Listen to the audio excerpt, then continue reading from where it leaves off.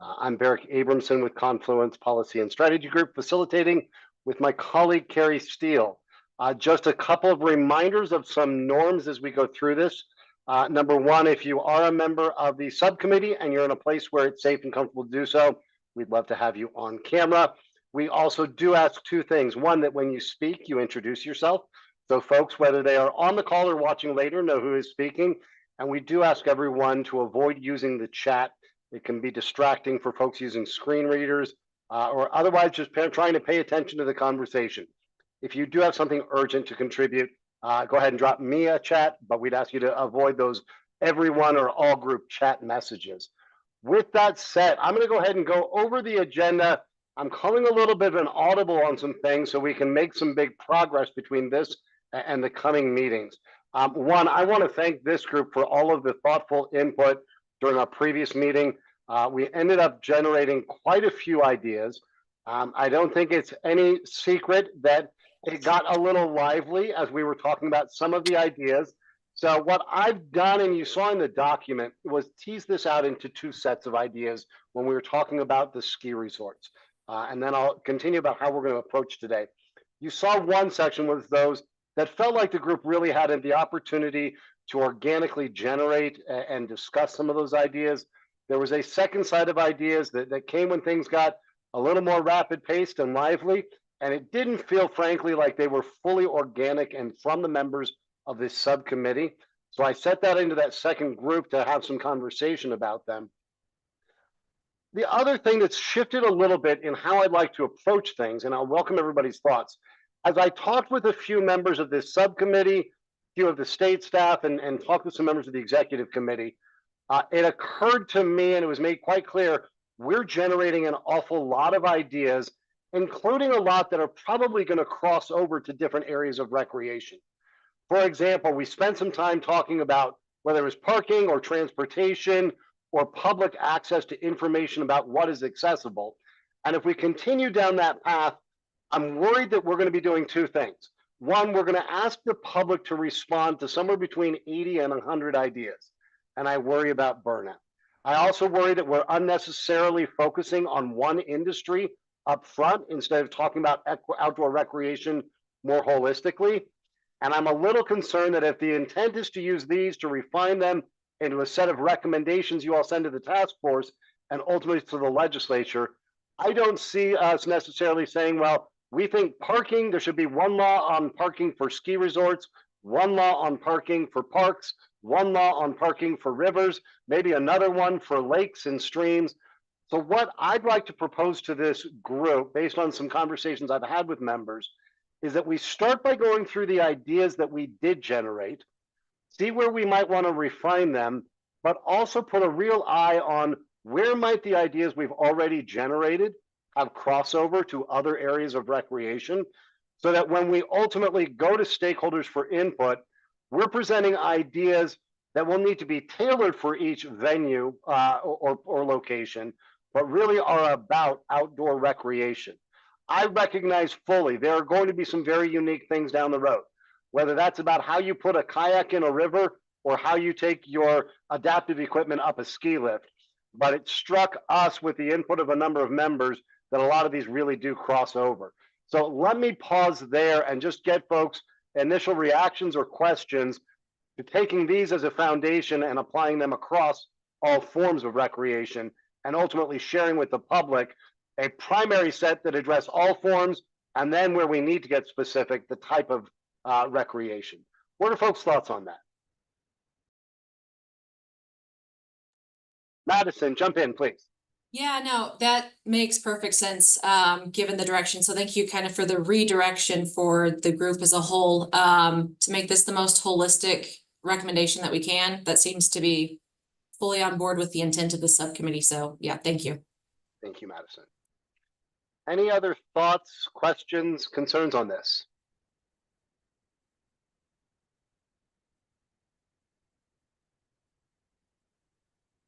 Well, seeing none, then I will dive us right in. I will say we've got a 2-hour meeting scheduled.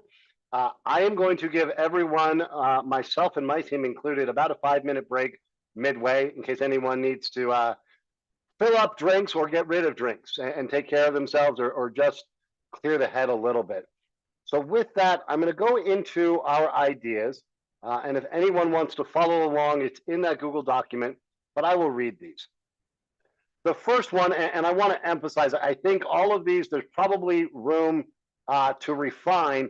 So my first question will be, how or do we want to refine or revise this? And I'm going to ask you to think particularly through the lens of additional outdoor recreation, because these were drafted with skiing in mind. So the first one was ideas relating to ski resorts was empower the state to require, in this case, resort or venue operators to provide dedicated spaces and a system for confirming eligibility for adaptive athlete parking that is separate from the current handicap spaces and placards. And this came up during the conversation. Someone asked about what it means to be an adaptive athlete. But let me just get some thoughts or reaction to this. And I will be curious as we think now more broadly about ensuring, I'm always going to bring us back to our original charge, which is to identify barriers to basic access to and the enjoyment of the Colorado outdoors for persons with disabilities, and to make recommendations for addressing those barriers. Christina, just to really quick catch you up, what I'm doing is we're going through the recs that or the ideas we generated for ski sports with the lens of, should we look to apply or develop ideas that apply to all of the sports or all of the outdoor recreation, rather than doing 80 different ones for every type of outdoor rec. And I just read the first one. Someone had floated the idea about adaptive athlete parking. And so my questions to this group are, does this still feel right? Does this feel applicable and appropriate to our charge? If not, why not? If so, what does this look like if we adjust the language for all forms of outdoor recreation? Or does adaptive athlete apply to all forms? John, I see your hand up first. Yeah, I understand where the thought came from, but for me, as a scoping matter, I have concerns about whether this solved the huge problem that we experience currently in the outdoor industry. Because oftentimes when I see allocated parking spots to handicap people, a lot of them are unfilled anyway. So adding additional spaces to an already potentially limited area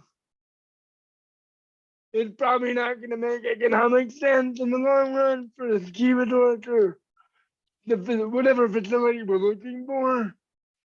So while I understand the impetus to have that kind of designated parking, it would need to be well thought out in terms of how the extra space will be used when the adaptive athletes don't need it. I appreciate that, John. Let me open it up to the group. And Melanie, I see your hand raised, so I'll get you in. I'm curious if there's anyone that wants to make the case for keeping this idea as a potential recommendation, or if folks thinks that we may want to focus in other areas and consider this as a best practice or a practice that some could consider. I'm not trying to steer this in any direction. I'm just trying to gauge where folks are after thinking about it for a little bit. So let me go to Melanie and then Sharon.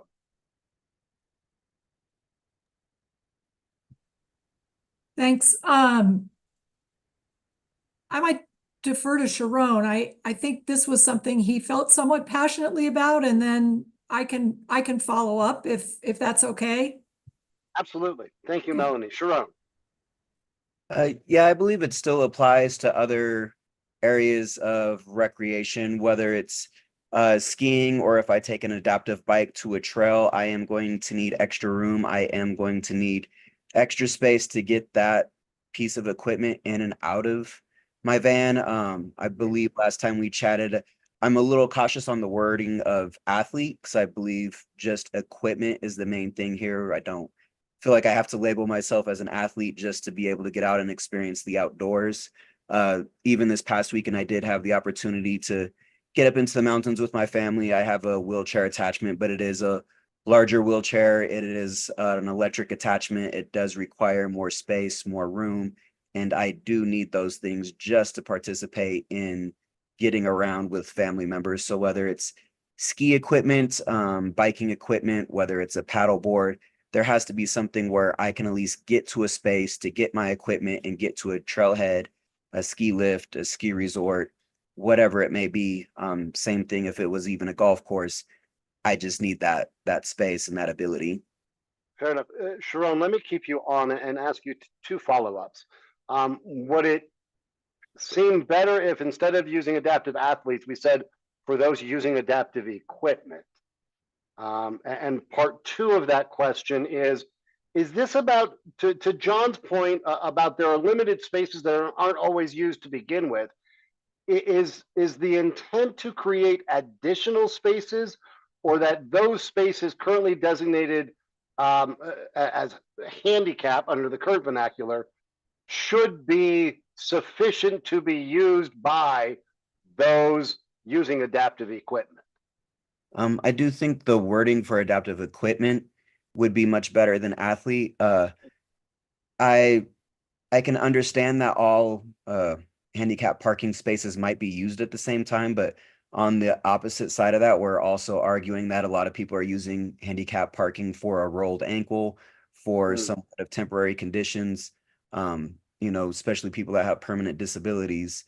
Okay. Sometimes it feels a little unfair when you go somewhere and, someone jumps out and just walks in smoothly and, you don't know if they really have challenges or not. I don't want to make that assumption, but there is misuse and there's going to be areas where there's limited use, but that's just parking in general. I mean, I go downtown and there's not enough regular parking for the average person to do anything. So it just depends on where you are. There's going to be limited parking at some venues and there's going to be extra parking at other venues. And, we have to work around that. But I think the important piece is we need areas for adaptive equipment to be able Yep. to utilize some of these things and in state parks and rec. Understood. Let me go to Melanie and then Christina on this. Great. Thanks. And thanks, Sharon, for that. I had a couple of thoughts on this one too, as I've been rolling it around.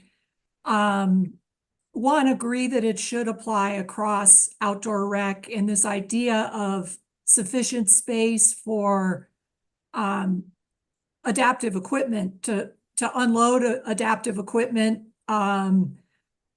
is an important part of the conversation. And I wondered if, Barrick, this is more directed at you because you're communicating with all the various subcommittees.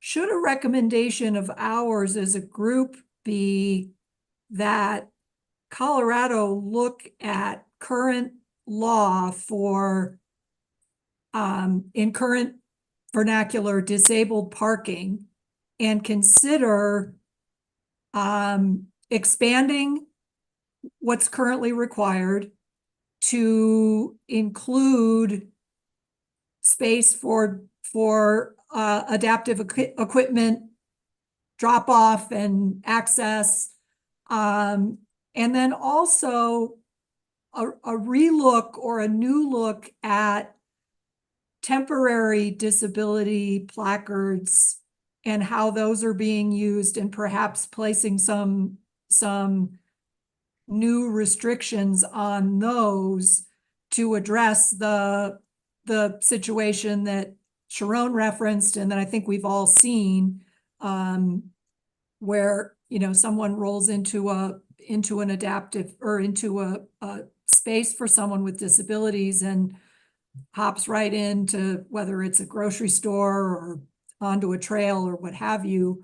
So I just wonder if there's a part of what our group's recommendation should be if it's the statutory rewrite committee, or another one of the committees that Colorado ought to take a look at this parking issue on a much broader basis because it seems to be significant and across the board. You know, as we have talked over several weeks now about both transportation and parking, the topic keeps coming up. Thank you, Melanie. Appreciate that. Christina. Yeah. And this follows up pretty well with what both Sharon and Melanie were saying. I'm a huge advocate of advocating for more, or a huge advocate of, speaking out about more accessible parking spaces, specifically because the ADA requires very, very, very little in terms of parking spaces. And I think a lot of ski resorts are following just basic ADA compliance so that they don't get dinged, right? It's also really important to note that there are two different types of accessible parking spaces. And I think we should be advocating for more van accessible parking spaces, which are different than just your standard accessible ADA space. Accessible ADA space just says like, hey, you have a placard, you can't walk more than 200 feet, you're disabled, cool. Doesn't require like extra space around the car to get things like your sit ski, your bike, your wheelchair out of it. The ADA says that only one spot in a parking lot of 300 spaces has to be van accessible.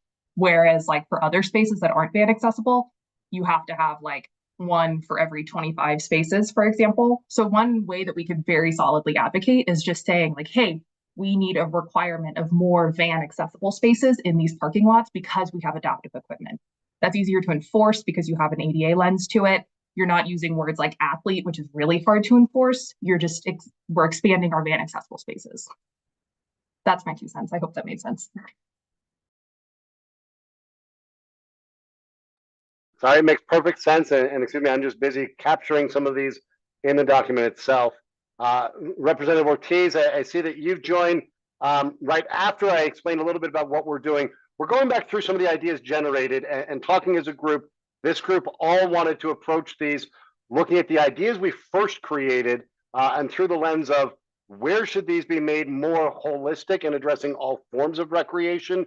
So we're starting on the very first one about we had developed an idea around certain accessible parking for skiing, and we're kind of revising that language, but also approaching all of these through these should apply to all forms of outdoor rec, not just one form. Curtis, I see your hand up. I'm just going to say enforcement, no matter what you put there, there's very much a lack thereof all over, no matter where you go with disabled parking. And I also have to throw in handicap is no longer a preferred choice of terms. It is rather offensive to a lot of people. So I know it's already in the statutes and all, but if that could get changed somehow, it would be really nice. But I think the enforcement piece is a big piece to it. You know, you could put, you know, all the parking spots in the world there, or just put one, is that people abuse it. It's just this kind of the American way anymore. And unless it's enforced, and there are systems to enforce it. It's not.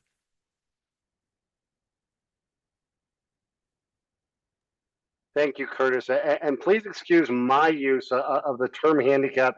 I'm trying to be consistent with the statute while also being respectful of different language that we're using. I'm referring to what it is currently labeled, but I appreciate you flagging it. And I'm going to add a note of, can we move beyond that term's use to begin with? And I appreciate you, Barrick. I knew you wouldn't use that normally, that you were reading it out of the statute.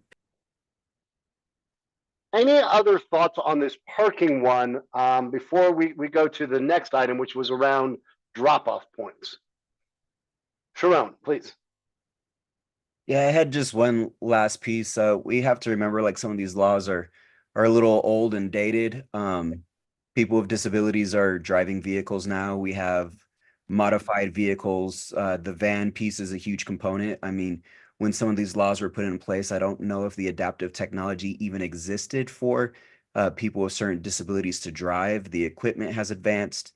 I think a lot of this probably just needs to move forward because of the things that are available to us now. So when this law was written, a lot of this stuff might not have been in mind back then or even available. So let me ask a question of all of you who are more informed than me. Are there specifications around the spaces currently set aside, and Christina, you mentioned the van accessibility, is part of what we need to look at, looking at how these spaces themselves are physically defined by statute or regulation.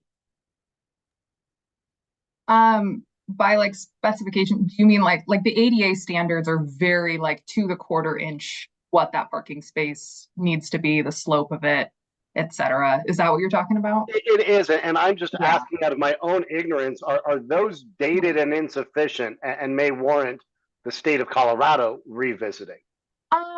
I think more so than like the size of the space, it's the number of spaces, kind of exactly what Sharon was just saying. The requirements for like how many accessible spaces are required by law to be in a parking lot.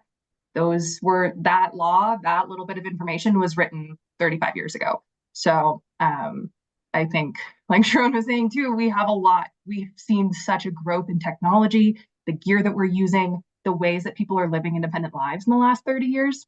That's not a shock to anyone. Yeah, I think we need to increase the amount of spaces in a parking lot.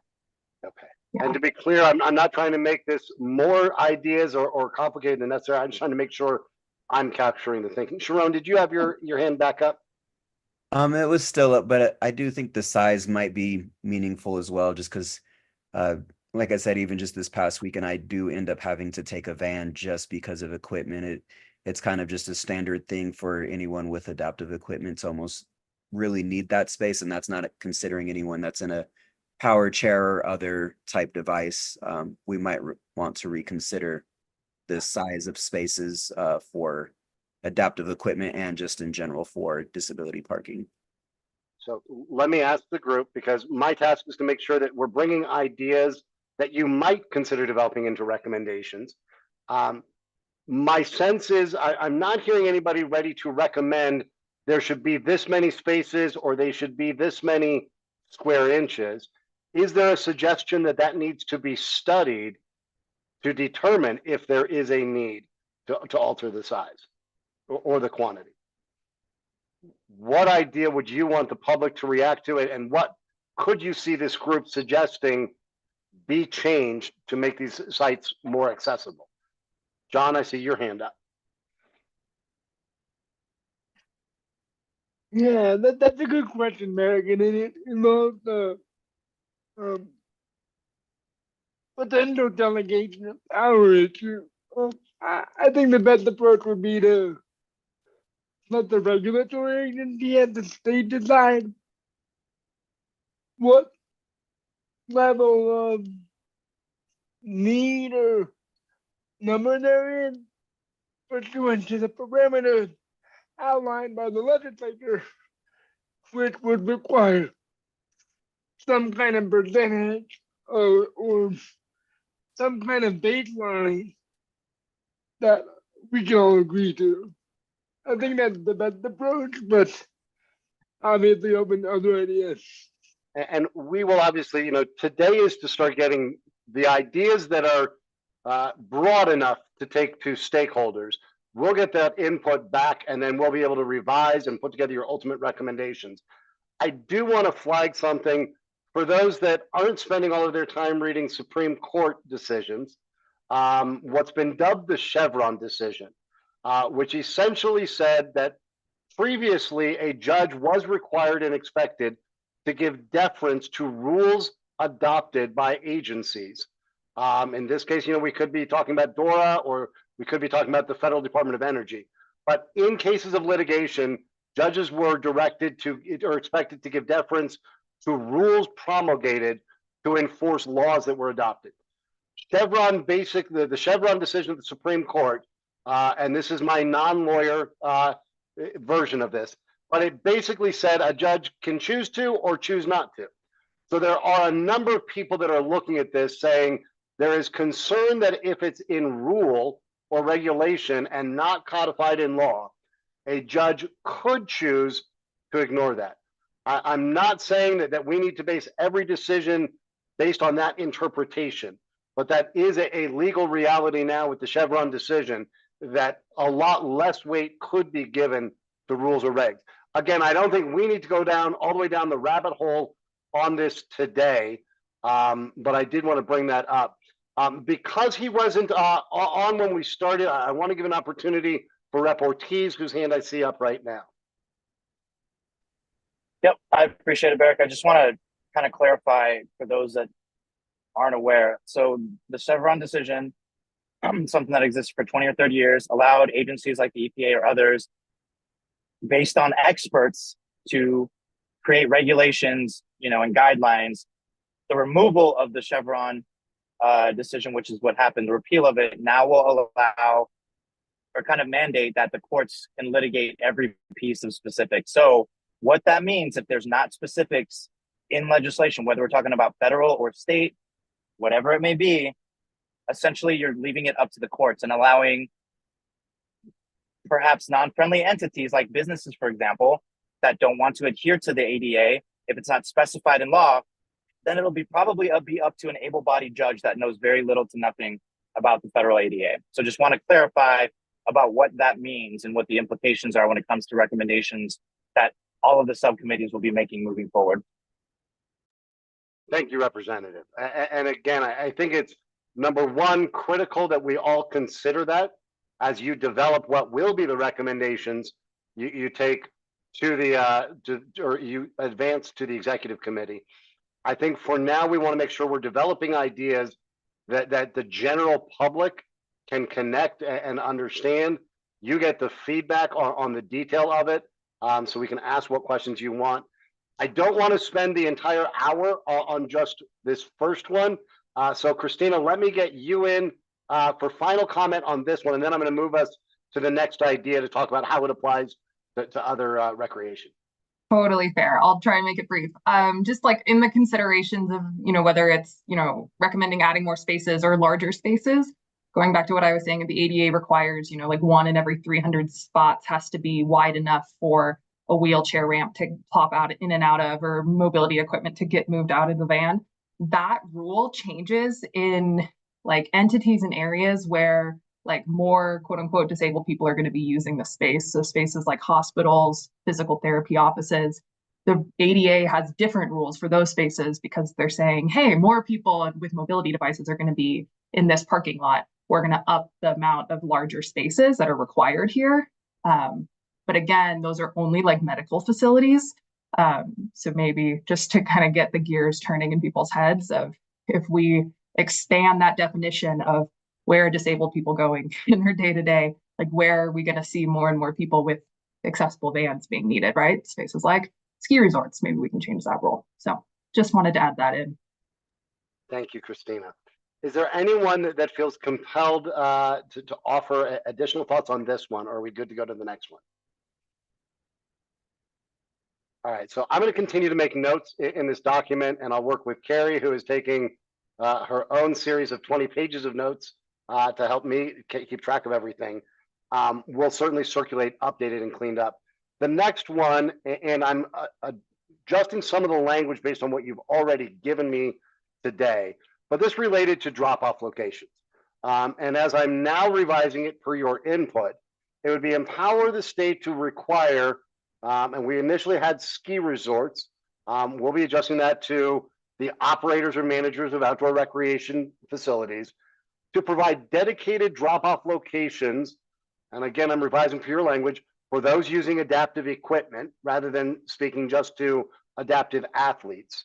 And if not available at the primary entrance to the venue, that they provide shuttle service or for, this said, adaptive athletes and their equipment. But all around, this point was that if there weren't places that those using adaptive equipment could park and enter, to require the operator to provide shuttle service from a place where they could unload their adaptive equipment. Two-part question, as we did with the last one. Does this one still feel right through the lens of our conversation we just had, and through the lens of applying this to all forms of recreation?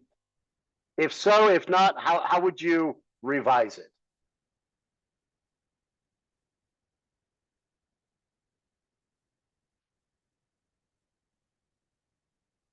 Jen, jump in. Hi, this is Jen Mendenhall over in Grand Junction. part of this sounds good to me still as far as dedicated drop-off locations. And I guess I'm thinking of that from a safety standpoint. We were on the river last week, and a lot of river put-ins and takeouts are pretty primitive, which is great. That's the way that they should be. But when I've got Cody in her power wheelchair cruising around, and there's people backing up trailers trying to get their boats in and out of the river, could there be some sort of enhancement to that, to where there's a drop-off area that is safer for adaptive equipment and those people that are using them? The second part of this to me sounds like maybe we would be asking for preferential treatment. And that I think could create some issues, but I think that, having drop-off locations or safe zones, for lack of a better term right now, or where it's okay to have, people unloading their equipment in a spot that's not, in the middle of a parking lot or a boat ramp or a hiking trail where things might not be safe for a wheelchair user or a low vision person or whomever that might be. So Jen, let me ask you, and I'll ask the other members. We're talking now about developing a set of ideas that apply to all or at least multiple forms of recreation. One of the second half of this about the shuttle service was something developed when we were talking specifically about ski resorts. Would it make sense to this group that we separate these out? That the first idea is for a safe and secure equipment drop-off location, and when we get to venue specific or sport specific, we revisit the shuttle service. And I'm asking that because I'm trying to imagine if we're providing free shuttle or free secure and accessible drop-off at a put in place for kayaks. We're not wanting to attach, I don't think, the idea that the river should provide us with a free shuttle service. That's applicable to staffed commercially operated venues. Is that right? Yes, I guess that's what I have in my head, that, the shuttle service is, even in an urban park situation for, Boulder Parks and Rec or something, is not really something that would be feasible. But in one of their urban parks, maybe you needed to unload, like we have a tandem recumbent e-trike that's huge, it's almost 12 feet long. It needs a lot of space.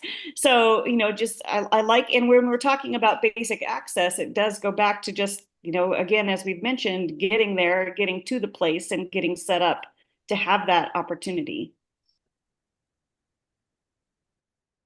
Any other thoughts on this idea of providing the safe and secure equipment drop-off and looking for that for all forms of recreation, and then revisiting the shuttle service as we talk about commercially operated and staffed locations?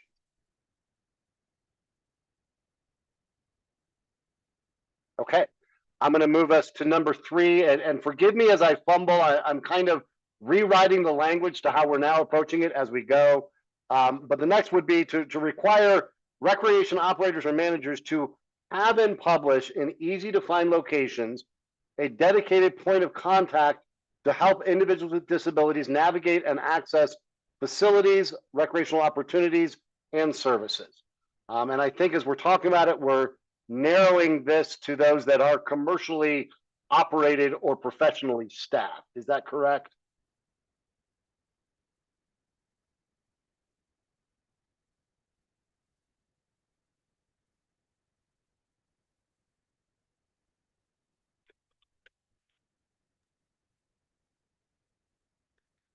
Melanie, please. Yeah, I agree, Barrick. I think it needs to apply to staffed facilities. Not necessarily, I don't like your term commercial, but I think staffed facilities is appropriate. So, and I'll work to clean up this language, but if you're in the document or not, what I'm writing right now is to have site managers or operators of staffed facilities to have and publish. And we'll clean this up as we go. Other thoughts on this one? I know this is a little in the weeds. Jen, please. So staffed, would that reach out to, state parks, federal lands, that type of thing too? Or are we talking about just privately owned facilities? I think we're probably talking about two separate ideas, as I recall, but I'll ask you guys to remind me. As I recall the discussion that led to this one, it really was about full-time staff venues, whether a water park, a ski resort, something where there is an operation on site, having somewhat, I think people use the word concierge almost there. I think later we're talking about publishing and making available information that would apply to less than full-time staff. Does anyone remember that differently or have thoughts on that? Melanie. Yeah, I'm not recalling the exact conversation, but I want to clarify here. I do think this is a good idea, but I think it has to be sort of general in terms of requiring that these staffed locations have a point of contact, with contact in, with a phone number or whatever it is, because that's not always going to be a dedicated concierge who is only there to assist persons with disabilities. You've got to train your staff, I think is the point, to know what the specifics are of your location and providing basic access to all people with disabilities. And you've got to have somebody when you're open who is available to assist. Understood. And I will work on the language. So we're not, the intention as I'm hearing it is not to say if you operate any venue, you must have a dedicated staff person whose only job is this. What you're saying is there must be an identified and available point of contact for Yes. individuals. Yeah. Okay. Yes.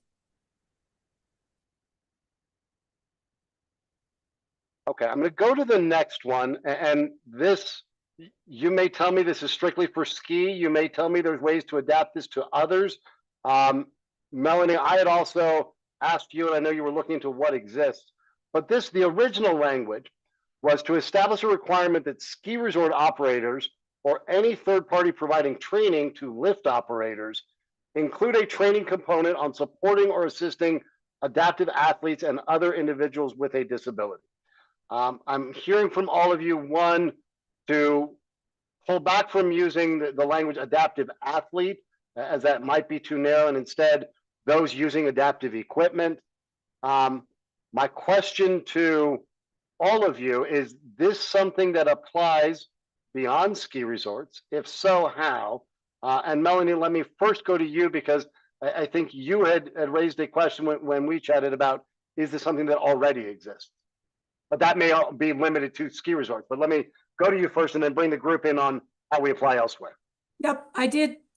Thank you, Barrick. I did check this one. This is already required by the Colorado Passenger Tramway Safety Board, and it's implemented at ski resorts through, obviously through operator training, and then all lifts are inspected a minimum of twice a year. One is an annual inspection and one is an unannounced surprise inspection. And the inspectors also check the knowledge of the operator and attendant when they do these inspections. So it is already in place specifically for ski resorts. I can't speak to what the counterpart might be for other types of rec. So let me go to the group. Here we're talking about, this was the idea of making sure there was training provided for the lifties, those operating the ski lifts. We are certainly able to have recommendations that are sport or recreation type specific. I'm also, just as we go through, as we said at the very top, trying to do a check of, is there application to others? If not, that's fine, but you all help inform me and have the conversation. Are there others who assist those with disabilities or those using adaptive equipment as part of the operation of a recreational venue or opportunity who you would suggest have similar training to what Melanie just talked about? Sharon, I'll go to you. Yes, I believe it applies to other areas. It depends on where they have adaptive equipment available. Say if it's a city park for golfing, if they have adaptive equipment, obviously there should be someone there that is trained how to use that equipment or what's safe use for it. If there was a place where they're utilizing track chairs for state parks and rec or the outdoors, then we would also need someone there to advise us how to correctly use those or how to get access to them. I don't know where they would have adaptive equipment, but just anywhere that is providing that, they would need to know how to operate it and provide it in a safe way. So Sharon, would it work if I revise this language to talk about any facility that is staffed and allows or makes available adaptive equipment to provide training on? Yes, that would make a lot of sense. If they're providing adaptive equipment, then just for safety purposes, they would need to know how to use that equipment and provide it. Okay, thank you. Christina. I was really gonna say what Sharon was saying. I think there's adaptive equipment can mean so much, and adaptive equipment of some form is offered in most recreation spaces nowadays. I think it's also important to note that, like, when we talk about basic access for Coloradans with disabilities, that only a very small fraction of those people are going to be using something like a track chair or any kind of mobility device as well. Just to bring that back into the conversation of, folks with intellectual developmental disabilities are also going to be out using a golf course, also going to be hopping on a ski lift. Like, what does training look like for that? What does inclusion look like for that from a staff perspective? I think is an important lens to add to this conversation. I think that's a great point. And in this one, we've got language that I can carry across to others. So we're talking about those using adaptive equipment and others with a disability. So that we're addressing that full range, Christina, those with equipment or without. Any other thoughts on this one before we move on? Really appreciate the collaboration and how we're refining these. Again, I'll revise the language as I speak this one, but it would be to require operators and managers of recreational facilities to publish and make available in multiple accessible formats information about the accessibility features or limitations of trails, facilities, equipment, parking, and other elements of the location. Again, we had originally talked about a resort and require ski resort operators. We're looking at getting really at basic access to outdoor recreation. So I'm expanding this as we talk to require the managers or operators of these locations. Thoughts on this one? We're still thumbs up on it. Do we feel any need to revise?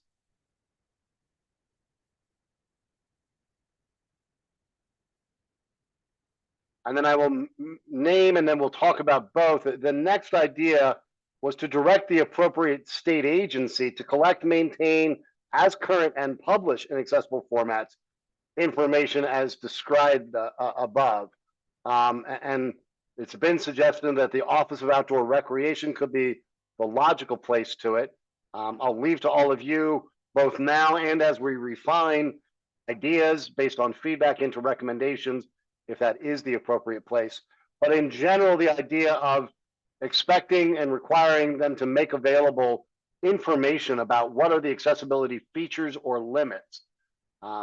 Anybody want to further revise that to adapt to address all forms of recreation, or does that feel all encompassing as it is?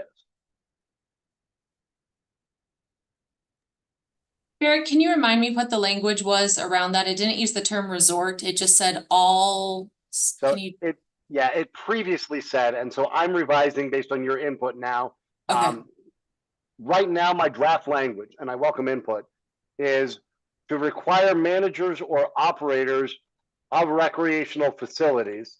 We can say facilities or venues, we'll have to figure out the language, but require the managers or operators to publish and make available in multiple accessible formats information about the accessibility features or limitations of trails, facilities, equipment, parking, and other elements of the location. Okay. So I'm wondering, do we need to, the list that we have of trails, facilities, parking, et cetera, does that need to be expanded to be inclusive? Or are like, are people gonna be like, oh, these are the only things that we need to do if we just say these 4 things? I think that's a great point. And Yeah. I would offer that you could either narrow it or expand it by naming things, or you could expand it by eliminating your list and saying all aspects of. I feel like I want to go that route. I don't know how the group feels. Just so people aren't like, oh, I checked off my 4 boxes. No. Like this is bigger if possible. Yeah, because otherwise we start going down the lawyer language of including without limitation. And Yeah. John, were you gonna jump in? Yeah, I think that at this stage,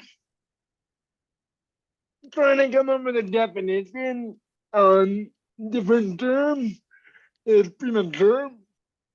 I think we should probably keep it more general at this point. I will make that adjustment unless I hear differently from the group. Jen, jump in. Can I share just a quick story about accessibility? Yeah, please. So we were at an unnamed water park in Oregon last week, and Cody's always wanted to go on the big slides, that you have to climb up 10 flights of stairs to get to. And I've always wondered, why they don't have elevators that take, or some sort of a lift situation to get persons with disabilities, especially mobility disabilities, up to the top of those. So she had it in her mind. She was determined that she was going to get up and do that. So with the help of another person, she had her life jacket on. She walked up 110 stairs to get to the top of this and went down a 10-second ride and absolutely loved it. But after talking to other people in the facility, and this was unofficial people, they were stating that water parks don't put in elevators because then they would have to have someone there to help persons with disabilities manage those rides.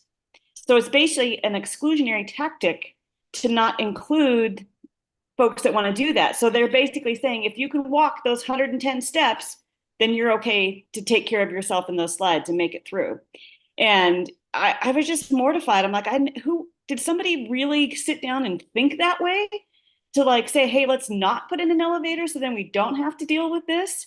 And she was so sore she could barely move the next day, but she had a blast doing it. And I just I've been trying to research that and find out more about it myself, but I thought this group might have some background on that. I appreciate you sharing, Jen. I'm glad she had a great time, and it's probably not appropriate for me to comment on a recorded line, those who might take that approach. Does anybody want to either react to what Jen shared or offer thoughts as we're working through this? All right, I'm going to get us to one more idea, and then we're going to take a brief 5-minute group break. Actually, before the break, I'm going to invite our executive committee members, including Lieutenant Governor Primavera, Representative Ortiz, and Mr. Stone, if they'd like to offer thoughts for the group. We have one more here that got a little dicey as we looked at the details. Jen, you may have kind of just given some additional thoughts for this one, but this is about elevators and other features. The original language, I'm not even going to try to revise it in real time. I'll read the original language and ask for folks to weigh in on where we are with this. But it was to require resort operators to use their commercially reasonable efforts to ensure continuous and easy access to accessible restrooms and other basic services. When restrooms are not on the entry-level floor, require that elevators required for reaching these restrooms are regularly maintained and repaired within, and we have X hours if damaged or not operational. So we've really got 2 pieces of this. One piece was the requiring reasonable efforts to ensure continuous and easy access to accessible restrooms and other basic services. It was flagged to me by a member that basic services is a pretty broad term. Do we want to define what we mean there? The second piece that some folks reached out to me and were a little concerned about is us naming a specific time frame within which an elevator would have to be repaired. Jen, a lot of this, or a piece of this came from what you shared and what others shared about a restroom on one floor that required an elevator to get to it and an elevator not being operational. Let me set for second discussion the elevator issue and start on the piece of this that is require operators to use reasonable efforts to ensure the continuous and easy access to accessible restrooms and other basic services. What are thoughts on that as it applies to all forms of recreation?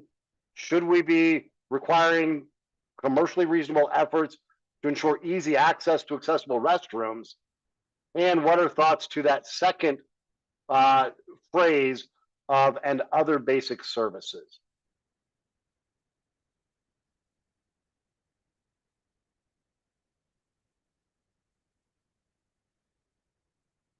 Christina. Yes to the restroom point. I think that restrooms are always a hot topic point that we always need to address. But just to briefly, I think we need to expand what basic services means. I think if we've learned anything from the ADA, if it's not like explicitly written out of what you need to do, it will not get done.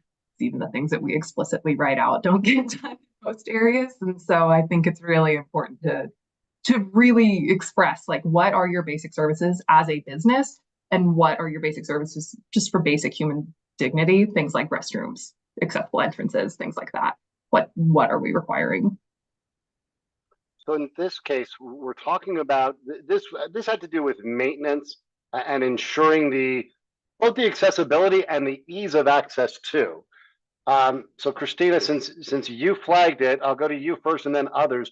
What are the other things? We'll name restrooms. Is it, entry points and doors, which I would say we're already required. Under ADA and under CADA, but well, restrooms are also required to be accessible under ADA. Fair enough. And so are elevators.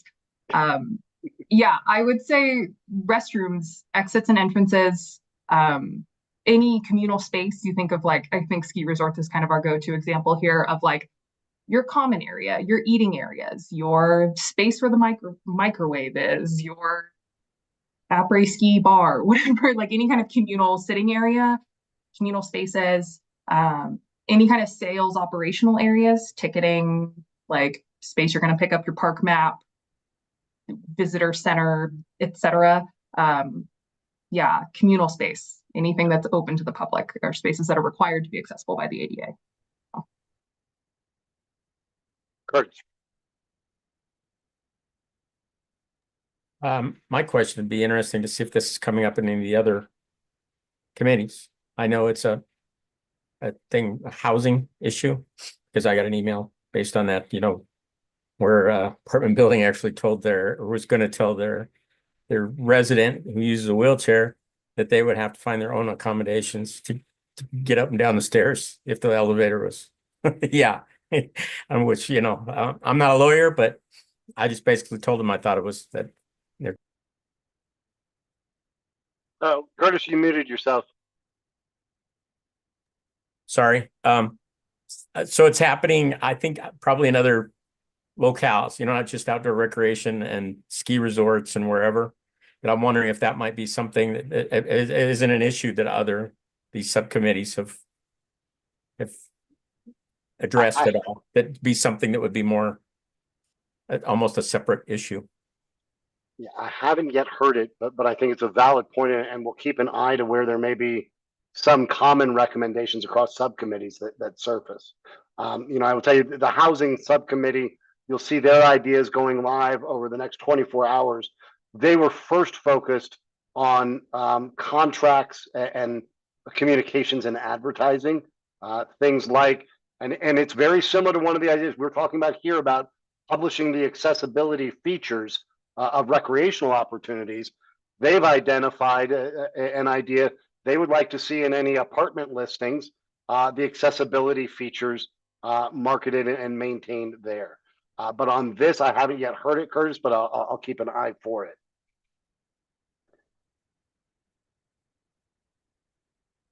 anyone else want to weigh in on this idea of requiring efforts to ensure the continuous and easy access to restrooms and other basic services, which in a brainstorm that I will clean up, I've captured as entrances, exits, common areas, communal spaces, sales ticketing, anything open to the public and required by the ADA to be accessible.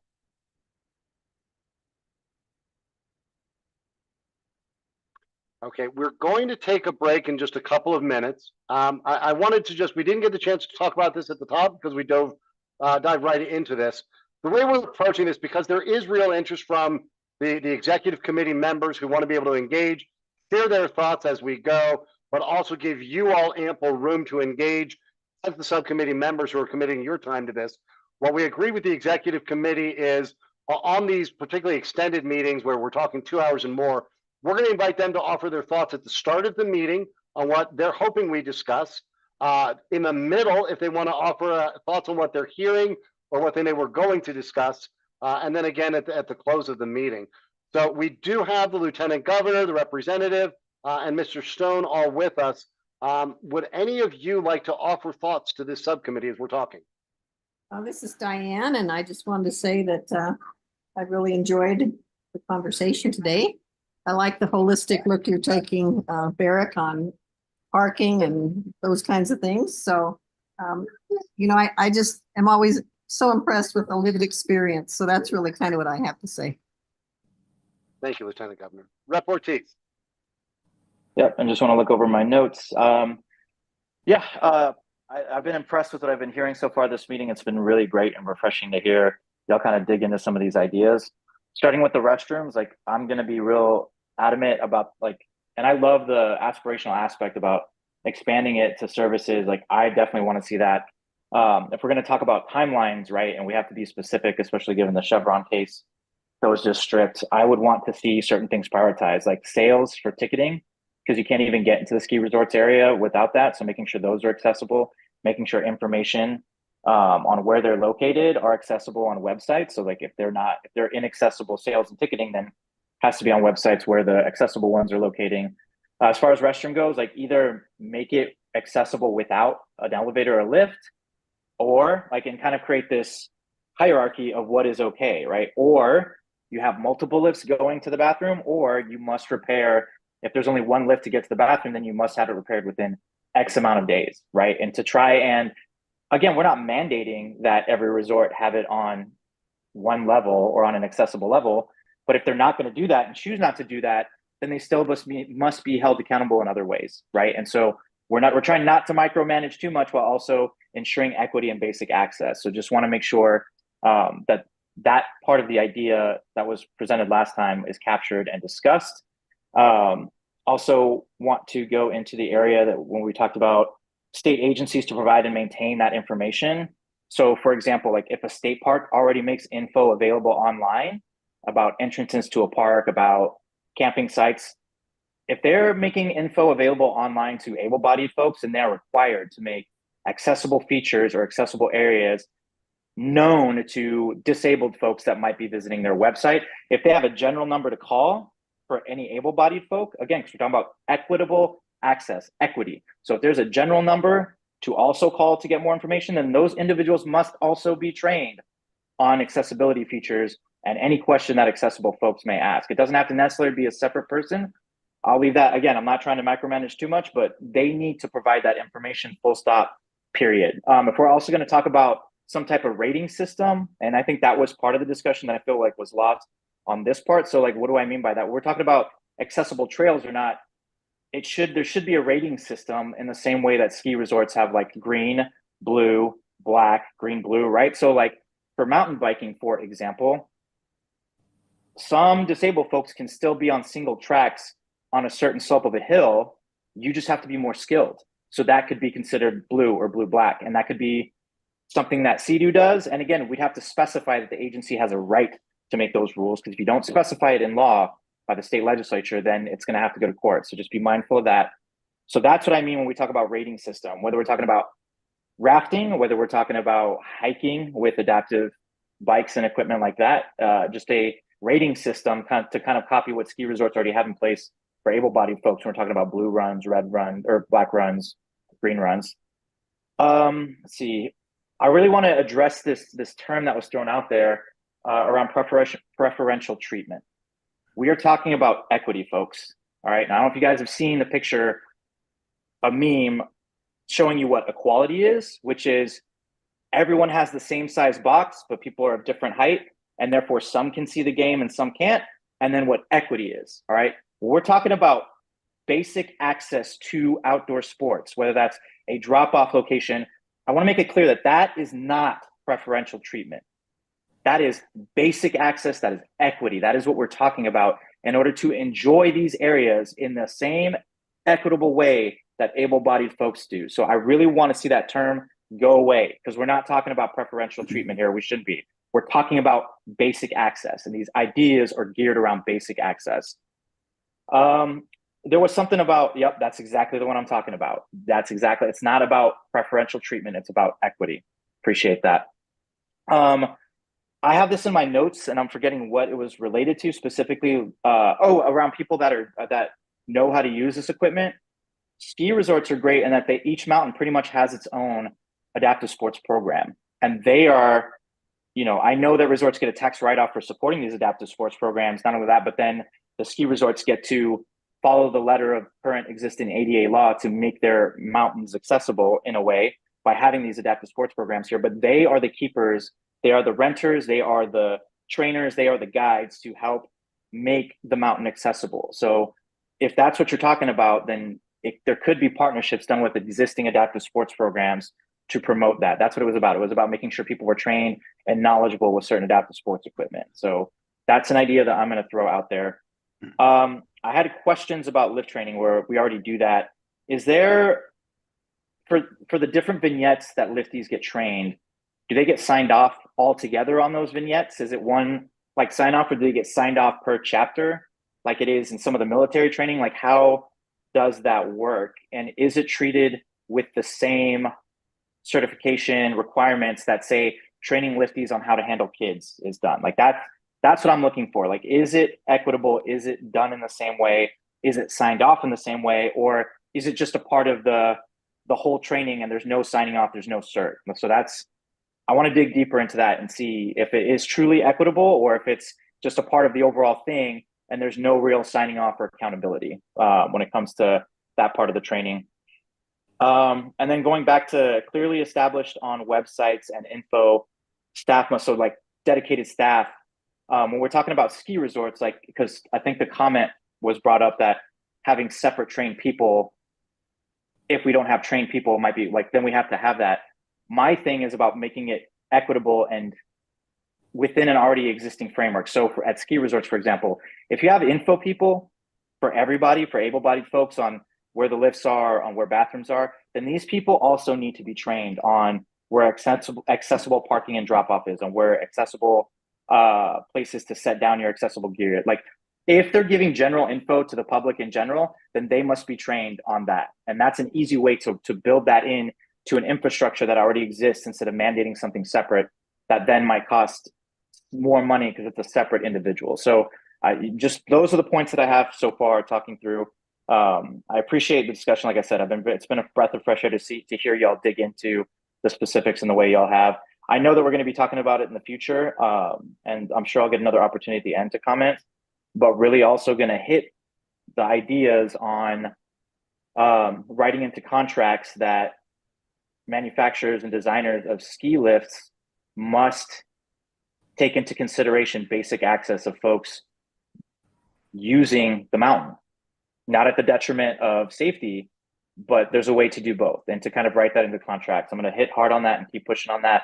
That is something that I want to see, especially now that the regulation power of DORA, given the Chevron case, is going to be, or could be, thrown into question, right? So I still want to leave it to DORA to be the bridge builder for manufacturers and adaptive sports equipment manufacturers to be able to be that bridge to get together, because that can be something that they optionally do.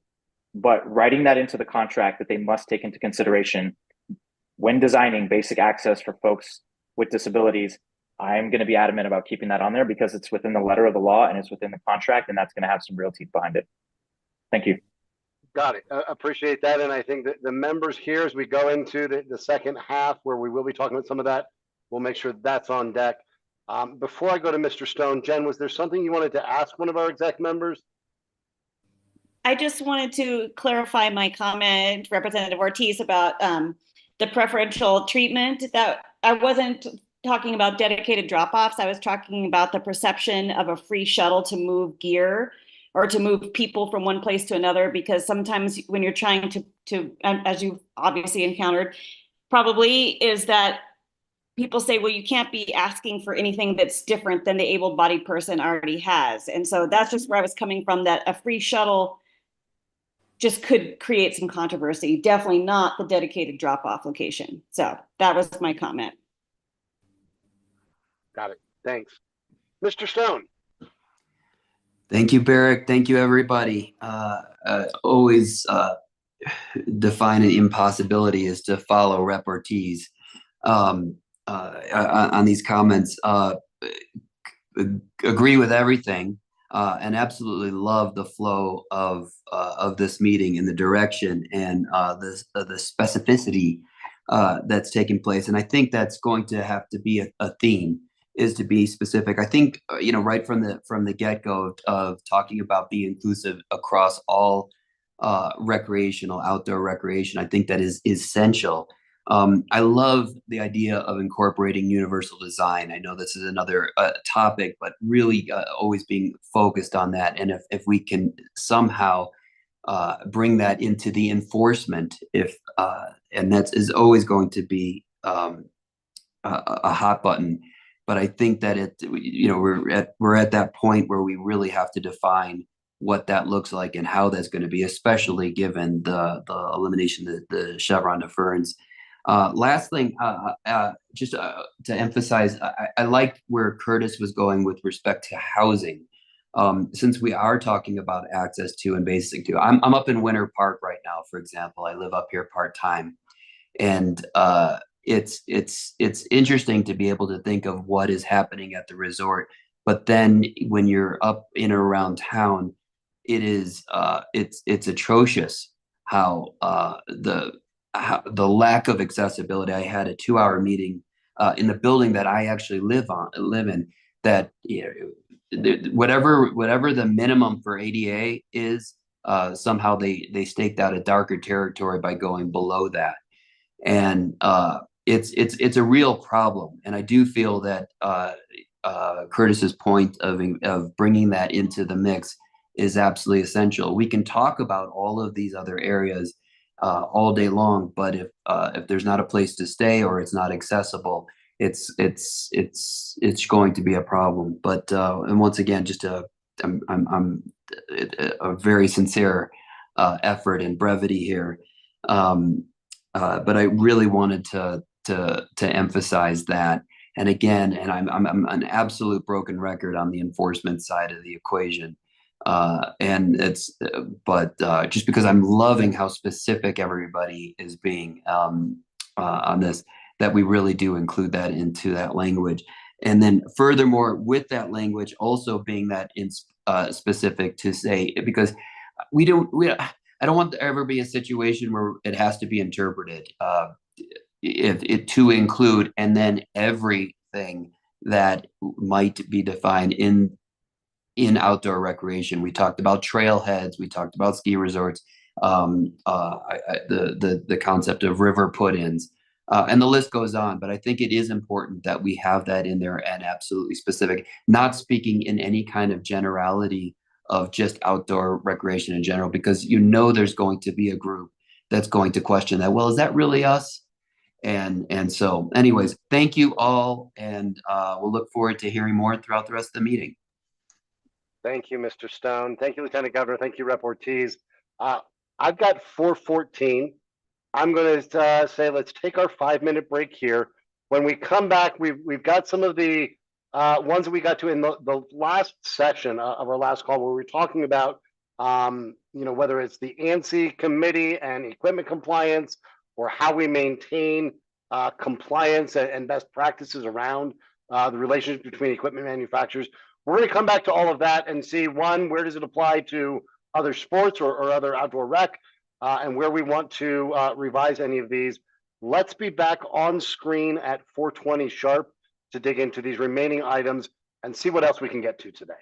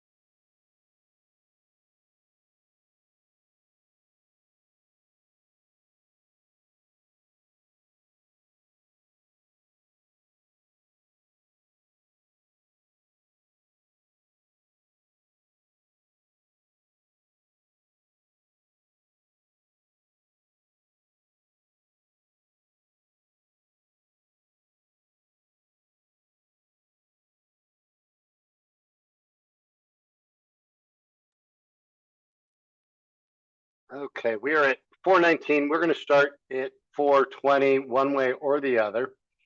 Although I see nobody on here, I know folks could be watching on YouTube. So this is my obligatory announcement that we will have public comment if anybody would like to participate at 4:45 p.m. If you're over watching on YouTube or streaming this somewhere, jump onto the Zoom and send a chat message directly to Carrie Steele or myself, Eric Abramson, and we'll get you in here for public comment. Otherwise, members, we will continue to work right through that public comment section and get even more good ideas ready to share with the public. While folks are coming back, so you all know, as I said at the top, we wanted to make sure we had time to really rethink and think about these ideas holistically with all of you before we try to rush them to the public. We'll work pretty quickly to get these cleaned up after today. For those of you who are interested, ideas from the government subcommittee, first looking at the ideas around running for and serving elected office, and then the housing subcommittee looking at issues around contracts and communications. We'll get their ideas up on Engage Dora here over the next 24 to 36 hours. We'll send alerts out to all the subcommittee members if you'd like to start sharing those with your networks as well. And then next week, when we get your ideas up, we'll be sure to flag those so we can start getting interaction on those. For now, though, I'm going to go into what got a little more complex and specific. Some of these ideas, I'm going to be really impressed if one of you can help me crosswalk these into something other than skiing, but I'm all ears on this. But what I want to do is talk through these. Number one, see if there's areas you want to revise, having thought about these, or things you want to bring to this group for discussion. Two, are these things that we do see a crossover to other recreation, or if not, do they raise something for you that we may want a separate idea? And I'm giving all this background because you're about to see we're getting into ANSI code and we're getting into specific equipment manufacturing. So I want to see where there is that crossover. Jen. What does ANSI mean? You may have told us this before. It is, and I'm going to Google it myself. It is a national, the American National Standards Institute, which provides recommendations for different forms of code. Some states choose to adopt them as their regulatory or legal scheme. Melanie, did you want to jump in? I'm going to jump in. Barrick, you're correct. It's the American National Standards Institute. It's a national body that establishes standards for all sorts of mechanical things across a whole variety of economic sectors. And there is a committee at ANSI that determines the safe engineering practices for ski lifts in the United States. And it is incorporated by reference in Colorado law. So I do think that any recommendations that we make here with respect to ski lifts should be recommendations to ANSI, to the American National Standards Institute B77 committee, which incidentally has an accessibility subcommittee that is in the process of considering adding enhanced accessibility requirements as part of the engineering of lifts. And I know, speaking for the Colorado industry, we would like this to be part of a national conversation, given that there are only 2 lift manufacturers that make lifts. Having separate engineering standards for Colorado would be problematic.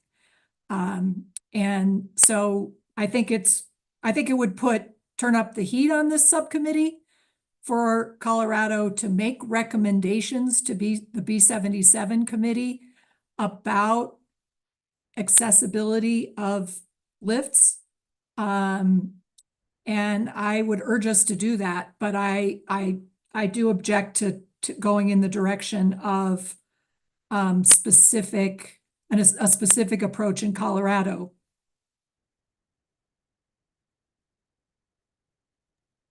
Thank you, Melanie. So let me read what we've got. And I think Melanie may have just offered a complementary idea to what's here, and that's that we make recommendations to ANSI.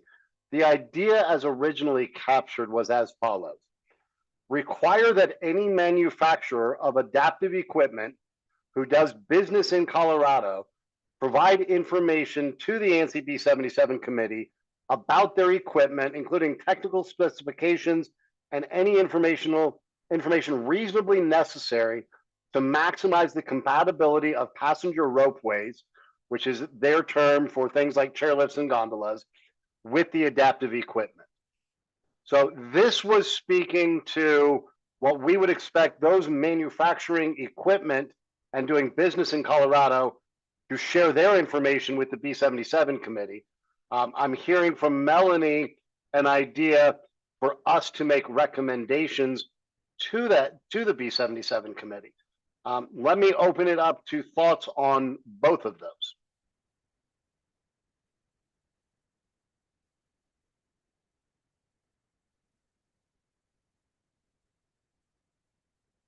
And I do recognize we're getting particularly wonky about this committee and this voluntary code, that in this case, that set of code, as Melanie flagged, is incorporated by reference into Colorado law.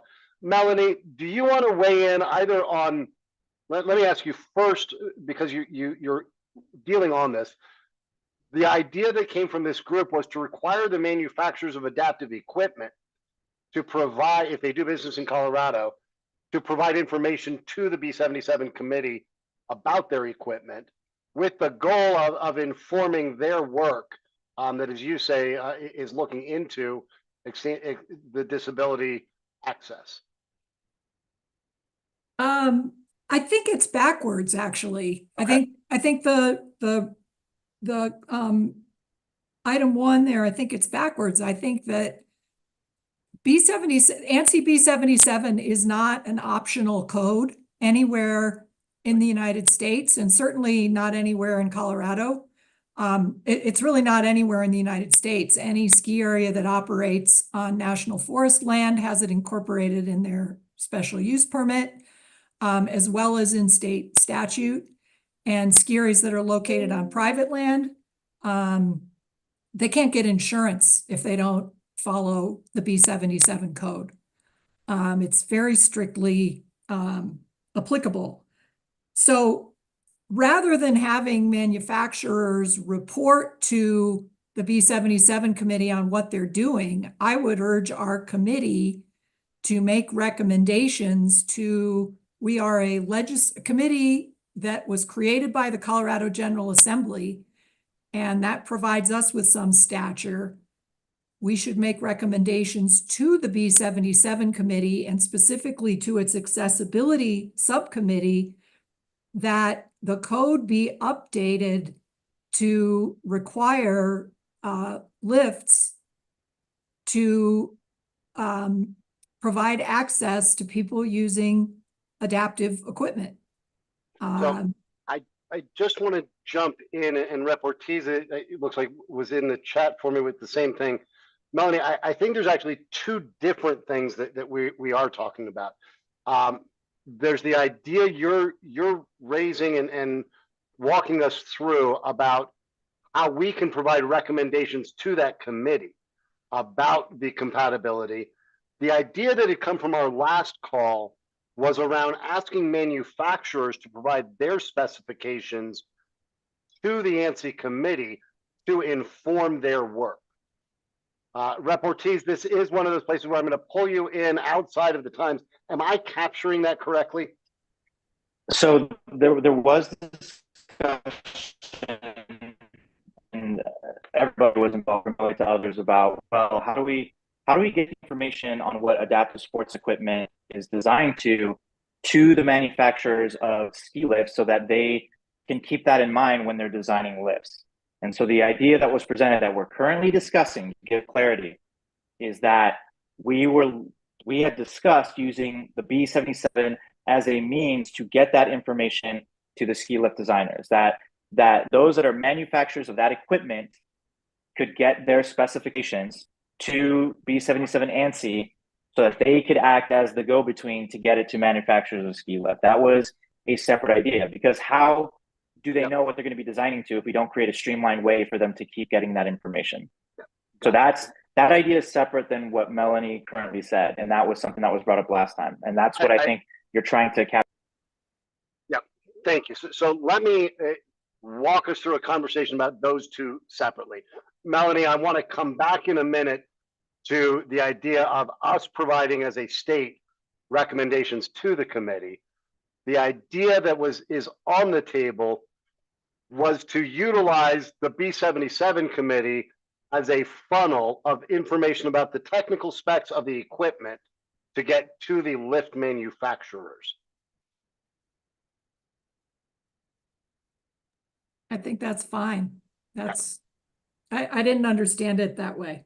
Yep, quite all right. And so I will endeavor to rewrite this in a way that is clear. But that, I think, at its most basic, is using the B77 committee as that means, that conduit from equipment manufacturers to the lift manufacturers. If no one has any issue with that, other than I need to word it a lot better than I had, let's go to Melanie's idea about Colorado making recommendations to particularly the disabilities. Melanie, let me make sure I get it straight. If it's a subcommittee or the disabilities work of the B77 committee. What would anyone, and Melanie, I'll start with you and open it to the group. What types of things would you envision the state of Colorado making recommendations to the committee on? Well, I think we've heard some of this, or some kernels of this from Representative Ortiz, and far be it from me to put words in his mouth, because I know he will jump right in if I don't do that correctly. But there are some concerns about current equipment not being as accessible as older equipment. And I'm speaking about ski lift equipment. And I think Colorado should make a recommendation to the accessibility subcommittee of the ANSI B77 committee that it update its accessibility requirements in the code, in the B77 code, to consider access and use of current types of adaptive equipment on lifts being designed today.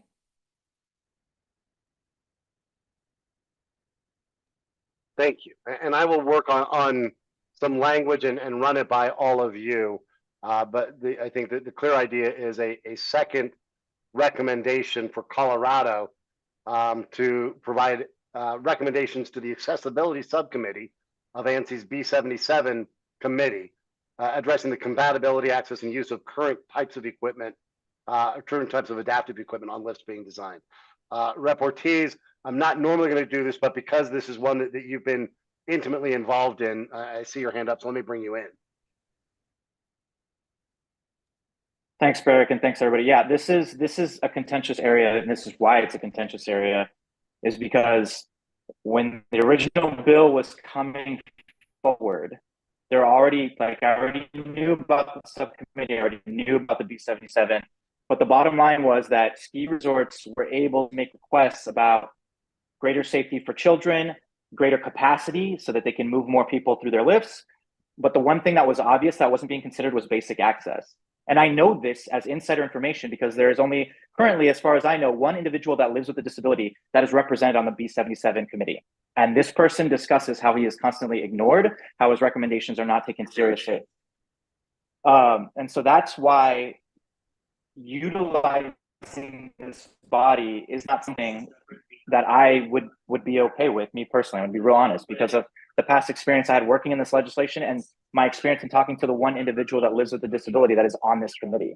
right? Where what I would be okay is setting guidelines on the committee, right? Or writing in general terms that manufacturers must also consider basic access of individuals with a disability when they're designing this stuff, because currently it's not happening. It's not happening when it comes to the new lifts that are coming out, because there is a way to mutually design this to not just make it safer but more accessible. That's not what's being asked for, so the designers aren't doing it.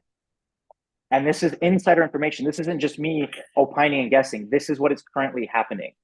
And so I'm trying to find a way, a meaningful way, to make sure that we're interjecting a requirement to secure basic access. So just wanted to create clarity around that. I'm going to go ahead and take my seat and let you guys discuss until the end. And then Thank you, sir. Sharon. Before Representative Ortiz had jumped on, I believe I remember our conversation last time, and he can correct me if I'm wrong. One way was possibly getting some of this written into contracts for the contracts that are here in Colorado or with the manufacturers. I think that's a good idea, because if we write into contract, they're going to provide it. There's an incentive there because that's where money goes, that's where money flows, and that's how business is done. If we're not writing it into the contracts of what is needed, it's unlikely that it's going to be done. We're not changing any type of laws or rules or anything else. It's just a simple, please put this into consideration within the contract, and we can hopefully start to move the needle in that direction. I think that's one thing that would be really beneficial. Thank you, Sharon. And I'm capturing a ton of notes. My guess is we're going to have to look at several versions of this and come back to this one, because I want to make sure we touch on all the ideas and do this one the appropriate attention it deserves. Melanie.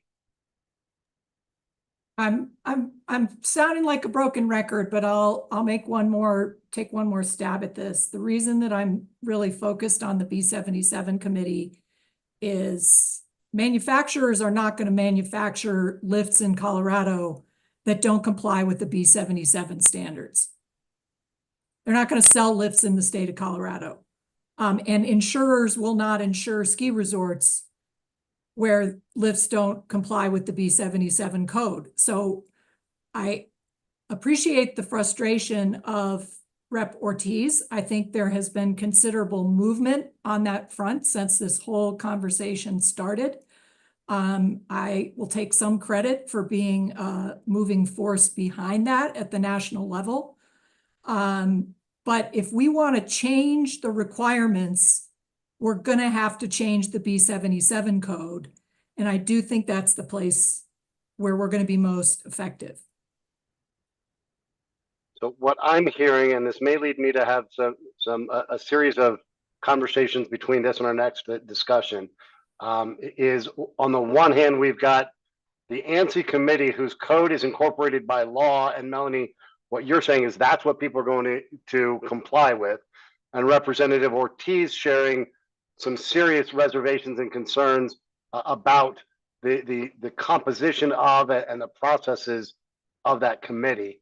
And so we're going to need to figure out how we address both of those. And I don't have the answer, and I don't know that in the next 15 minutes we're going to get through it. Rep. Ortiz, if it's okay, I'd like your permission to give you a call later and talk about how we address this kind of push-pull between these. Sharon, let me get you in. I just had a quick question. So is this just specifically for ski resorts, or is this for all outdoor rec? Because if we're looking back at that problem where we're talking about all outdoor rec, if we include the wording to consider people with disabilities in these contracts, we're covering everything and not just the ski resorts. If this other committee is just specific to ski resorts, then I do think we have to think outside of just making recommendations to that committee. Understood.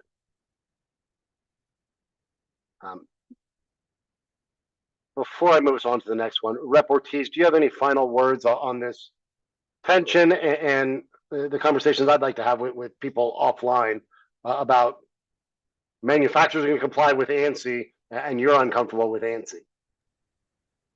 Yeah, I just, again, like, the main push. I think the main push was that I was about to pass the bill last year. So I appreciate that, you know, of course it's a team effort, but the fact that I was passed the draconian law last year was why some of the pressure was put on B77 to start really actually truly considering us. So again, like, my message is more for community living with a disability.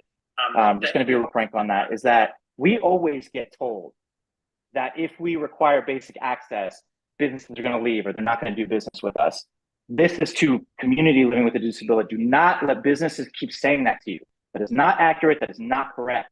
Now, there's a way to balance that and a way to do that, but all of a sudden putting your faith and not trying to do, the criticism is that we're going to mandate specific designer factors to the lift manufacturers. No, what we're saying is that we must be considered in their design. And it's up to them to figure out that they are expected to follow existing law when it comes to ADA and the Architect Act, that, you know, with ski resorts being on federal land, that they must be accessible to us. I am not saying you must have this height, this width, like that is, those specifics can be up to the designers of the lifts and B77 to come up with. But what I want is accountability. And what the contracts in general term does, forcing them to write that in the contract, is create accountability that this starts to happen. Okay, businesses will not hand us anything. Community living with a disability needs to understand that. And these same excuses of they won't do business with us, they will leave, that has always been used since the 50s and 60s to deny us our basic access. So that's why this discussion gets heated, because I don't feel like I'm hearing anything other than let's keep doing what we're doing. And also, I want to take credit for some of the push behind it. Let's be very frank and honest that nothing happens about us without us. And the only reason that they're finally starting to take it seriously is because you had a legislator there doing that work. Okay. Yep, sure. Thank you. Let me get to Curtis and then Yeah, first of all, two things really quick. I 100% agree with Representative Ortiz. You know, in the housing industry, you know, the requirements for certain percentages of being accessible are required by the city of Denver. And they try to fight that. You know, we'll stop bringing business here. There's money to be made, and they're gonna do it. So I 100% agree with Representative Ortiz. The second piece to that, then, you know, the nothing about us without us, can we get them at the table, somebody that represents B77, to come and discuss this with us? Yeah, I mean, I don't know, maybe that's not appropriate, but I would think that might be a possible solution to show them that people are watching. It's not just that person that they're ignoring on their board. And I will tell you, Carrie and I had a conversation with one of the representatives 4 or 5 months ago, just to get an understanding of where they were in their process.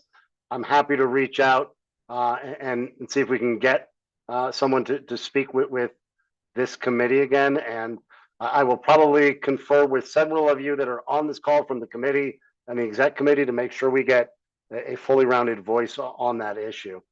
John, let me bring you in. Yeah, I just wanted to reiterate what Rep. Ortiz and Curtis have said by saying we've seen this play out before in many different market areas. When businesses accommodate disabled individuals, they see their market increase, their profitability increase. To get out the whole brand new greenfield of customers, suppliers, employees that they can now draw on. So I want to put back strongly against the idea that, oh, if we demand access, businesses won't conduct business, because that's just not true as a business matter. Thanks, John. Sharon. Yeah, I had one other question, because I mean, it might be a little arrogant, but we're Colorado and we're talking about ski lifts. If we don't have a say so or can't make an impact, like, where are these ski manufacturers getting all of their money and business from? Like, if we can't dictate what is being done. Like, I feel like Colorado is a huge driving force in the ski industry. Like, if we're not leading this or fighting up front to start writing it into contracts, is Mississippi driving, the ski industry and lifts? Like, we have to have a say-so in some of that.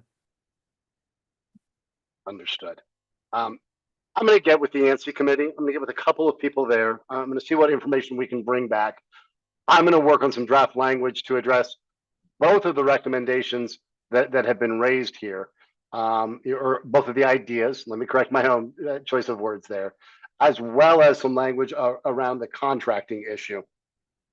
We're down to about 15 minutes, and I've got to reserve 5 at the end, at least, to go over next steps. We've got 2 more ideas that were surfaced. There were actually 3, but one of them was around promoting best practices and guidance, with I believe is getting wrapped into what we've just talked about. I will read the next one as drafted, and ask folks, number 1, do we still feel this is appropriate? Is this necessary within all of the other ideas we're doing?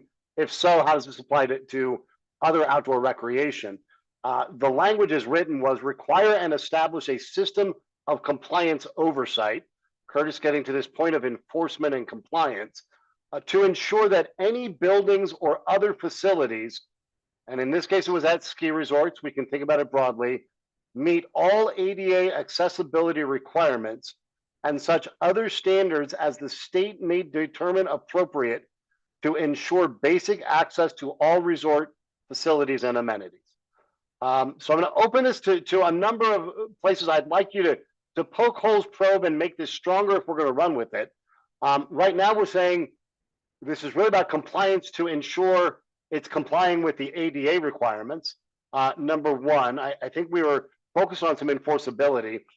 We do add this back part of it, and such other standards as the state may determine appropriate to ensure basic access. I don't want to at all detract from the desire to have basic access. I want to push all of you on 2 things. Number 1, to ensure basic access is a pretty vague idea for us to try to legislate or regulate.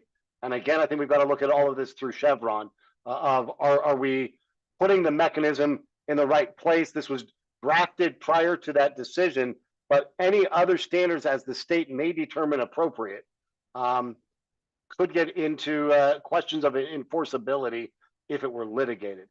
So let me ask the big question.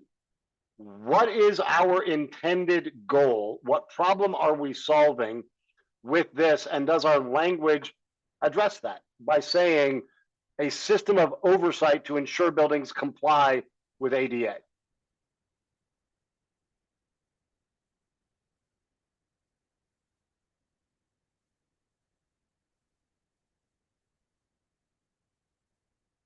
Jen, please.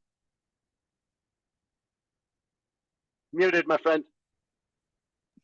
Aren't there already entities in place that should be doing this compliance checking? Short answer, yes.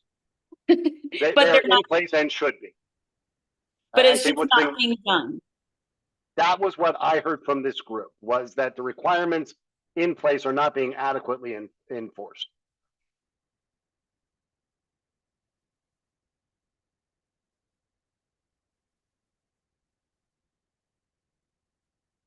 Let me look at the back part of this, because I think we can, as a whole task force, develop some recommendations at the end that are around enforcement of what is already in place. I don't know that we need a specific policy proposal to enforce the policies that exist. We can certainly add language and ask for whether it's enforcement mechanisms or other. We had this other language in here, though, about and such other standards as the state may determine appropriate to ensure basic access. I have a bunch of questions for you. Is that based on the ADA does not adequately ensure basic access? And if that is the premise, what are the additional factors? Because I'm going to push you not to stay so vague as anything that may be required for basic access that the state may determine.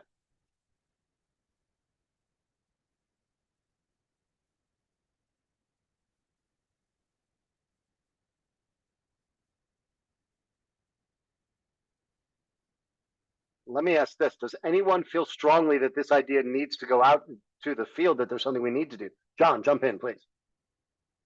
Yeah, at the risk of stepping beyond my expertise, I think that this would most appropriately be this is a question that would most appropriately be delegated to engineers and experts who can actually understand the standards that are in place regarding things like ski lifts and other areas of heavy equipment, because I don't bring that level of expertise to this committee.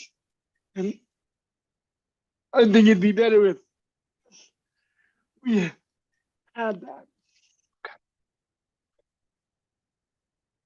Then if no one has thoughts on this one at this point, I'm going to table it, see who else we can talk to and bring it back. We do have one more idea you all had floated. It came about in a bit of a firestorm towards the end. I did my best to capture or to put it into words that would address what I thought I was hearing. But let me read it off and ask all of you to address. I think this really came from things should be accessible, and the cost of doing so shouldn't give people a 50-year runway to deal with it. The way this got written was establish a system of incentives, enforcement, oversight, and transparency to holistically expand and improve the accessibility of all elements. In this case, it was of ski resorts, but let's say all recreation for individuals with disabilities.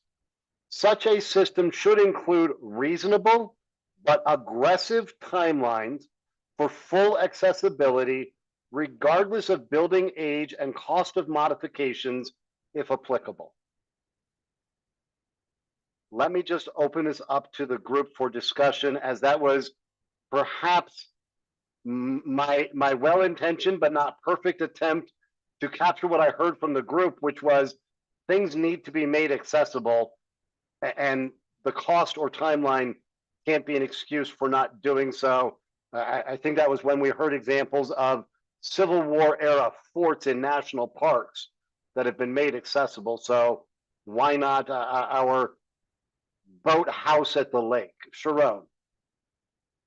I'm just a business-minded person, so I still like the idea of going back to contracts, and it's the cost of business. I mean, once you start putting, people's income and money and revenue in the line of these things need to be done for you to continue doing things. I mean, if you have to do a modification, keeping people with disabilities in mind or a consideration, I don't think is a heavy thing to put into a contract, and it keeps business going forward. It's modifications that need to be done. If we just start there, everything going forward is covered. Any updates are covered. It's kind of an easy entry point for us to start getting some of these requirements in place. So Sharon, I'm going to push a little bit, and then Curtis, I'll bring you in. What I'm hearing from you, and correct me if I'm wrong, is not a proposal that everybody needs to go make it accessible, but that as you do any renovations or modifications, it should be required in your contracts that you consider, maybe you mean address accessibility in those modifications or renovations. Is that what you're putting on the table? Yes, I think that's an easy entry point to at least get this started, and not telling people, giving them this full workload of, hey, you have to make this accessible now. It kind of puts it in the lines like, well, we know you're going to need to make modifications. There's going to be changes down the road. And when you do, that is your time and your opportunity to make sure that this is addressed. Curtis, I'm going to bring you in. I'm just going to throw out to the field two thoughts for everyone to consider. One, could that theoretically mean that a boathouse or a chalet or a trail shack might never be brought into compliance if they don't modify it? The second thing I'm going to put out there is whether today or in the future, we're going to have to identify what the threshold is. Is it when a certain dollar is spent? Is it when 20% or more of the facility is renovated or modified? Is it if they change the door, or is it if they pull all the walls down? And I'm not picking an argument. I'm just saying these are the things that we'll have to sort through. Curtis, let me get you in and then get others on this question of, is there perpetuity unless modified, and what does modified or renovated look like? So this is Kurt. Two things. I just have to say, the ADA was signed in, was enacted 34 years ago as of like next week. The state of Colorado's and Representative, or if it wasn't for Representative Ortiz, council chambers would not be accessible. Same thing happened in the city county of Denver. The city council chambers were not until Councilman Hines became, and he was a wheelchair user too. There are a lot of, we're tired of waiting and the excuses. I'm 65 years old and I've had to deal with things, 64 years of my life. It's time for that to go. That mentality to change. The disabled community is tired of being pushed to the side. And this is hits home very much for me. Now the Justice Department has a system. I know municipalities, they come and say, you're in violation. What is your plan? So I think those organizations be able to have a plan that is reasonable, that, you can't change, you can't come up with $2 million out of the air to fix something. I get that. But you know what? They've had 34 years. And if they haven't done it by now, they aren't going to make it a priority. So, yeah.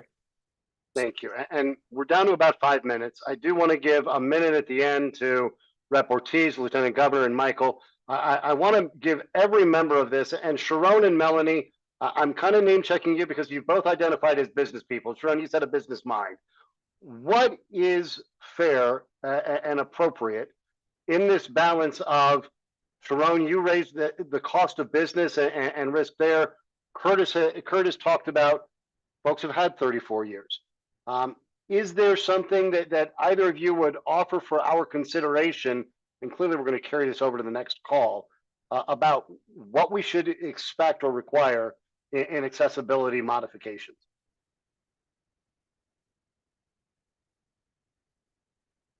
Sharon, jump in, please.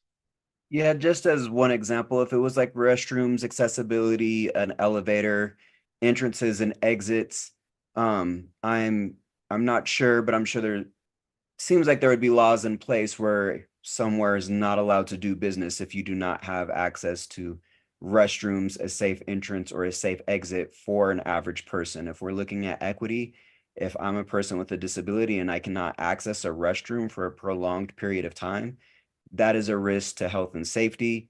The business would have to close. If your business is not operating and you are not making revenue, trust me, there's some incentive there to get that fixed immediately. So if they had to comply with those rules and laws that I can't get to an entrance or I cannot get to an exit, yeah, business is closed. It's an equal, standing ground. And I'm not picking on people. I'm just trying to really push for perspectives. Melanie, and then I'm going to go to our exec committee for thoughts.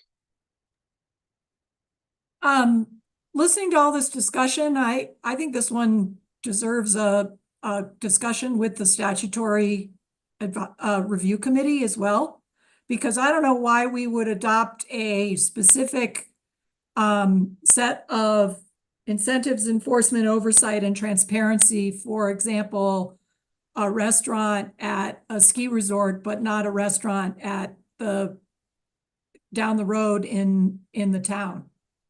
I think Melanie, I would just say we are having the same conversation in the other subcommittees, and maybe it needs to be a conversation of the whole on what we are going to expect and require in the state of Colorado for bringing any facility, whether that's a government building or a boathouse.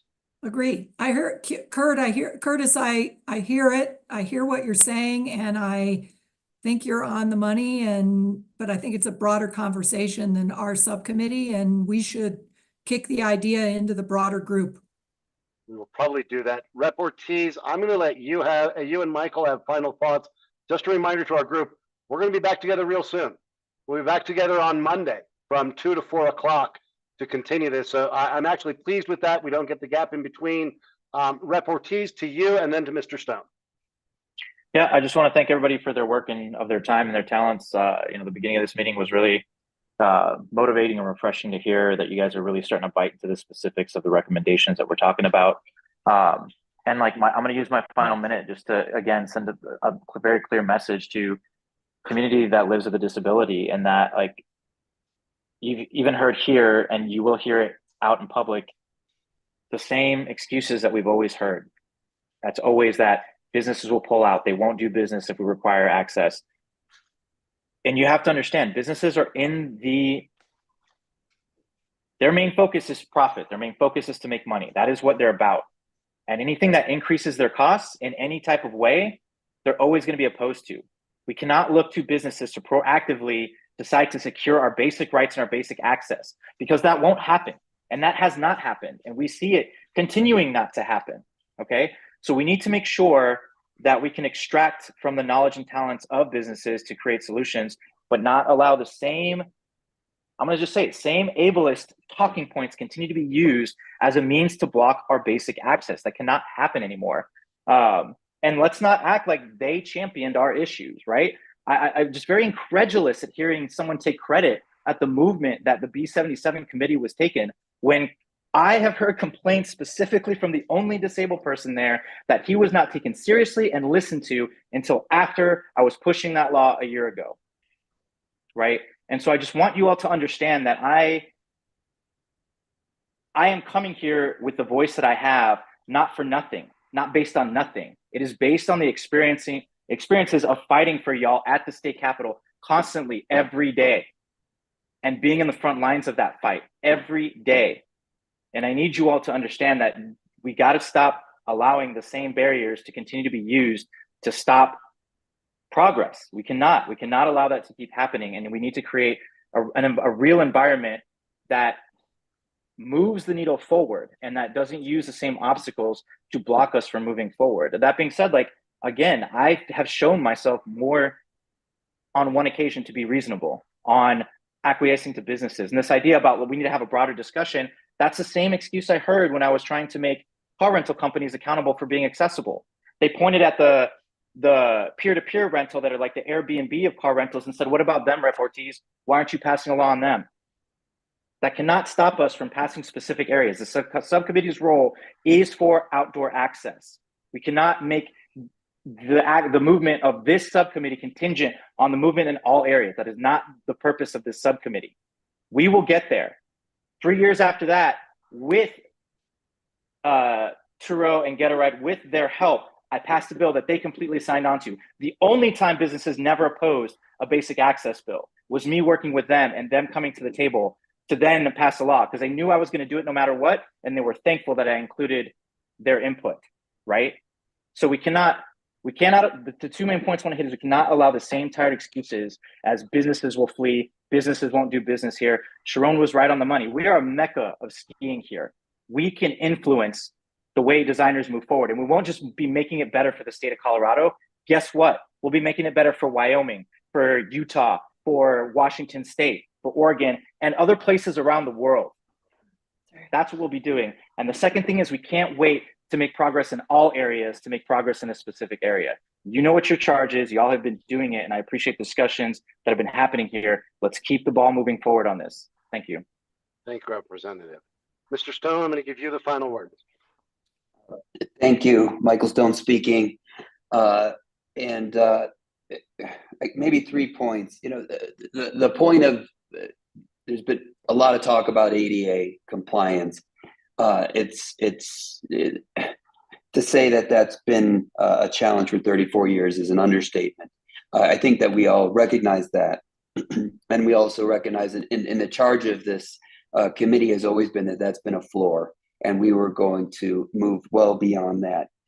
And you've done that. And I want to compliment and commend removing the cost as a burden in your language. I think that has been a huge problem. I'm a longtime hotel resort developer. I came out of business school when ADA came out, and I've seen how this has behaved in exactly those trends, literally from day one. And we're talking about modifications and renovations and how to find that. I'm hoping this is going to help. Any operating business, especially anything that has, say, a building associated with it, just for sort of simply, has reserves for replacement annually. They take a huge percentage of gross revenue, just say 5% or sometimes more, and that accrues. And then every year that they do a capital budget for those specific for that. I think there's language that we can come up with that might help with that, but not trying to necessarily solve that problem for them. They know that they have to do this, and the money is always there. And I also want to commend Sharon's comments about the penalties, and I'd like to hear things that are that specific going forward. And once again, thank you so much. I can't even begin to tell you how wonderful this meeting has been, and absolutely love this direction, and just to see how well you are challenging each other. Can't wait to see what happens next. Thank you, Michael. And on that last note, I will say what I've said to a number of subcommittees and work groups. If you're not disagreeing, I'm not doing my job. It means we're being too timid. So I want us to continue to push the boundaries, to be aspirational, to disagree without being disagreeable, and to continue the good work to put good ideas for stakeholders to respond to. We'll get to work cleaning all of this up. I appreciate you running over a few minutes with me. We will see you all Monday afternoon to continue the conversation. Thank you all. Thanks, Barrett. Thank you all.